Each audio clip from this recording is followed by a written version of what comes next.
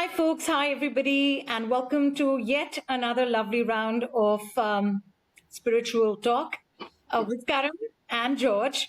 And today we're here to talk about something very significant which is happening in the skies as we speak. A solar eclipse coming up, maybe just a few hours to go. And of course, the new moon, which is already kind of, I guess, rising, at least in parts of our world. We are here in India. So, what is it that all this is in terms of the impact, the energy on all of us as a collective? What are we going to feel? How are we going to handle these energies? And what is the best way forward to maybe harness the power of these energies, right? Interestingly enough, very closely on the 17th of October, just a couple of weeks down, we also have a lunar eclipse. So there's the solar today plus the new moon. And then this moon phase gets over right alongside a lunar eclipse coming in. Yes. So that's a lot of action, a lot of activity.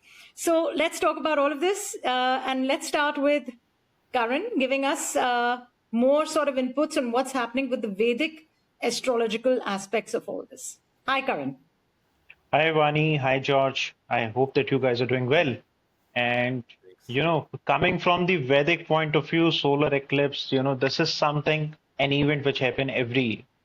And it happens, 3 or 4 times. And this is the last solar eclipse for 2024. And this is going to have a significant effect on, you, me, and everyone. Side by side, this is also somewhere down the line will be combined with the new moon. So solar eclipse with the new moon is going to have some effect on the energy. And there is also a myth in the mind or the mindset that, we believe from the eclipse point of view that it is always negative, which is not 100% true. People believe that, it can lead to wars, it can lead to, earthquake, it can lead to volcano. It can, but it cannot. So it is also, something contradictory at times that, there is a belief system where we just go with the flow that, what we heard in the past. Because this is an event which is happening from years, the time, when the earth got formed, it is happening since then. So from the Vedic point of view, very important point to consider, the placement from the Vedic sign is always one sign prior to the what as Western astrology believe. So as far as the Western astrology concerned, it is believed that the sun sign, the sun, it is in Libra at the moment. Same, the moon is going to be in that sign. But as far as the Vedic point is concerned, the sun is going to transit in Virgo. It is still not in the Libra. And this is because of the degree, the placement of the sun, and the moon is going to stay in Virgo as well. So one thing which is going to happen, and let's say if somebody having the birth on the October 2nd, that particular placement, because sun and the moon will be placed together. Just imagine, just to explain the viewers, it is like the time of the sunset when the sun is getting set and the moon is rising, or vice versa with the sunrise and the moon set. So this is a rare placement in the astrological chart. If somebody is going to born on the October 2nd, October 1st, October 3rd, these kids will be having that effect of solar eclipse as well as the new moon. This can affect the energy, this can affect the confidence in the future. And if they anybody have that kind of a placement, it is going to have an effect on the energy, it is going to have the effect on the sentiments. Like for example, just yesterday Indian stock market went down, Japanese stock market went down. This is all because of the sentiments. So if you ask me whether the effect of that solar eclipse started, I would have said yes. It started, it is going to stay for 15 days, and then the lunar eclipse, which is going to happen on the 17th, that is going to have that effect from the 17th and onwards. So the major effect of this particular placement and this combo is going to be on the energy, and the energy will be very quick. And now I ask George to explain something based from the numerological point of view, like he can If give I may give ask us the you a heads up. question before we pass it to George, just one Absolutely. question. How does Absolutely. the conjunction of the fact that there is a solar eclipse along with the new moon, what is that what does that imply? Solar and the new moon, it is going to have cause amavasya dosh in the Hmm. Vedic astrological point of view, which is also known as new moon. And So this emotionally, is it can be a tough phase. Emotionally. it will be because it can trigger sentiments, and Hmm. it can trigger the sentiments to a faster level. A person can get irritated, it can affect the mood to a faster level. But Right. it is just a placement. I believe Donald Trump is born with that kind of a placement, and Mm-hmm. there are many celebrities who are born with that kind of a placement. So this is not something which is a reason to worry, because this is just a placement. This is going to have an effect, no doubt about it, but the effect will be minimum for 15 days or 20 days. And the major Right. effect is going to happen on the soul, the journey of the soul, meaning how we are going to reflect something, how we are going to perceive something. That is the area where it is going to have an effect. And if somebody is going to be a newborn, like anyone who is getting birth, in this time zone, they will have that placement, and that placement is going to stay forever in their chart. Meaning this placement is going to have an effect on their energy, their mood, their sentiments. And it will have some trigger in the future. It will have some trigger in the future. But But it these obviously things are means that the children who are born in the regions where the eclipse is sort of more felt or visible, that's where the impact is more on one's birth chart, if I'm not wrong. Is that right? No, actually, that is wrong, because Okay. it is not that, it is not about the region or the latitude or the longitude. Because if we don't see the sun, does not mean the eclipse is not happening in the universe. Right. Correct. So it's So world if over. somebody is, yeah, it is worldwide. Someone who is getting born in Alaska, and George will Mm-hmm. agree that, the sunlight does not happen there. And if solar eclipse happened during that time, when there is no sunlight, that is going to have an effect as well. So it, Perfect. it, it is the placement, which is for everyone. Right. I So what do we concur. have numerologically, George, for this time period? So I can go along and piggyback off that that wherever you are in the universe, the planets affect. This is what all of this is based on. And the same with the numerology. It's kind of like a clock that's ticking, and these numbers are all expressions, vibrations, frequencies. Um, it right now with this solar eclipse, there's two main numbers that come up. There's a number 8, and that's because of the year plus the personal year, the universal year. Then we have the 11, which is like a really strong master number, spiritual number in numerology.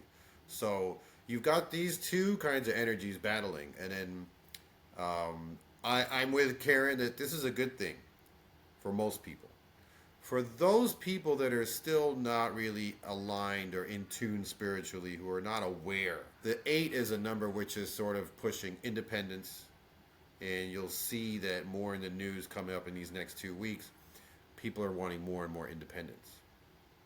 This can be personally, it can also be nations, and you'll see. I don't want to go too much into like doomsday and all that, but a lot of people are exerting their independence now. They're saying drawing lines, boundaries. So that's one of the main effects. Secondly, it's people that are spiritually aware are going to be tested even more. Everybody's going to be tested with this. If you imagine a lot of people together, kind of like trying to make their own space. Like, give me space. I want this. I want to express in this way now because I'm exerting independence. Those that are aware will go inwards more, and those that are not will go outwards more. So you have this kind of effect between the people and with the nations again. There's going to be a huge test on those people that also have that number, a life path number, 8 or 11. It's just going to amplify that, right? So you have to keep that in mind.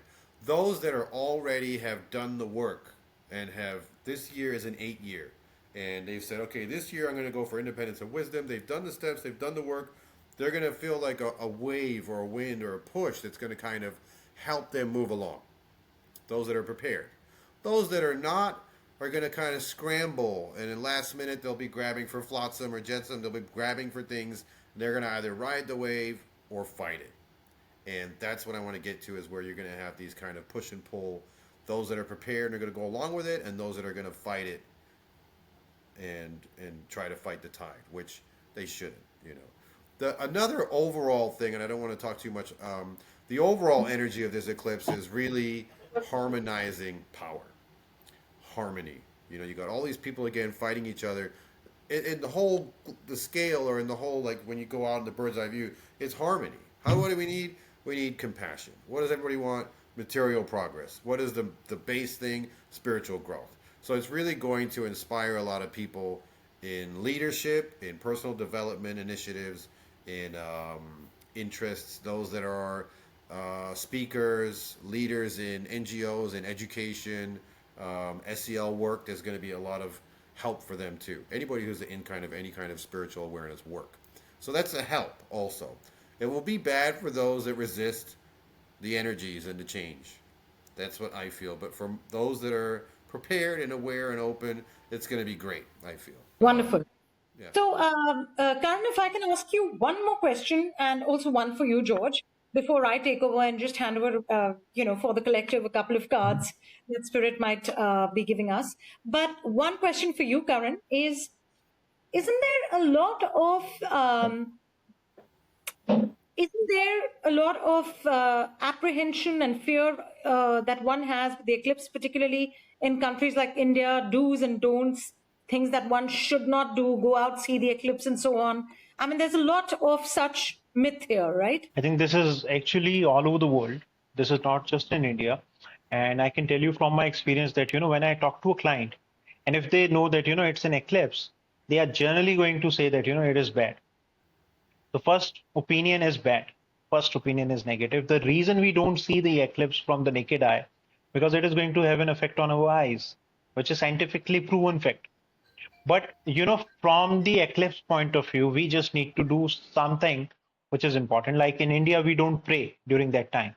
This period is known as Sutak. Sutak meaning the temples are getting closed. We are not praying. So we are not doing any activity. We are not even eating. As far as the Indian point of view is concerned, from the mythological point of view, this is, Rahu and Ketu, which is also known as the nodes of the moon. They were being cursed. And this is why, all this thing happened. So it is a belief. It's a different story altogether. But, it's and every day, George, I can tell you one thing that, there is a segment of 90 minutes, which is known as Rahu Kaal. So Rahu and Ketu being cursed, you know, for a different reason. And Rahu and Ketu were blessed that they will be getting 90 minutes each and every day. That will be having an effect on you, me, and everyone.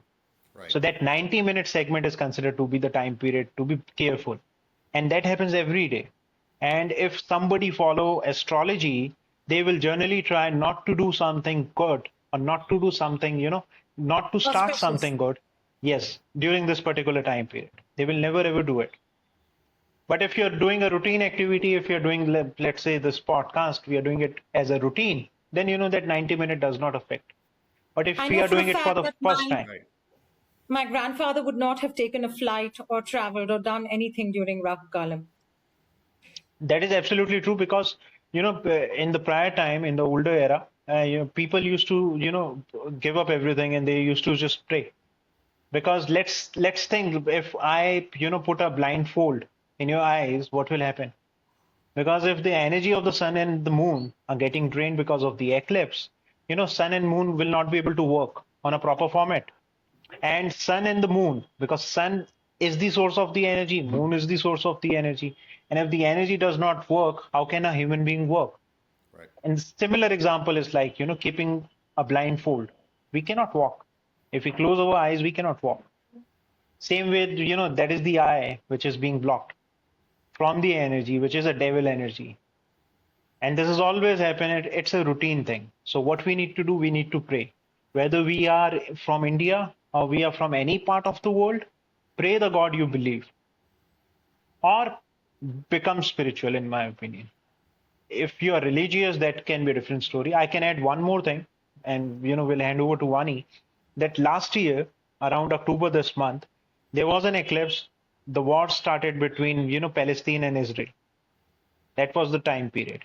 And just today, I was reading the news that Iran is planning to attack Israel, and there are things which is happening with the Lebanon. So globally, it is all about sentiments. I mean, if we talk about the bad effects, sooner or later these wars are going to have an effect on all of us. And this is all getting triggered. We are heading toward the time, for the world war. And this is, I think, and I could be wrong, and I believe that, I need to be wrong on this, but we are already in a mini world war at the moment. It is true. So So everybody is getting a trigger. Everyone is getting a trigger. And these things just multiply that trigger to a multiplier effect. So, George, can just linking up with that, just a couple of minutes and then I'll take over. I just want to ask you this number 8 that we're in this year. Is it, I understand it's the year of Saturn, right? It's a number of Saturn. But is that also something that's causing a very big sort of an effect in terms of worldwide people sentiments and this entire war kind of a thing occurring, you know? So that's a good question. Actually, as I mentioned before, it's about independence and expression of that. Everybody has a right.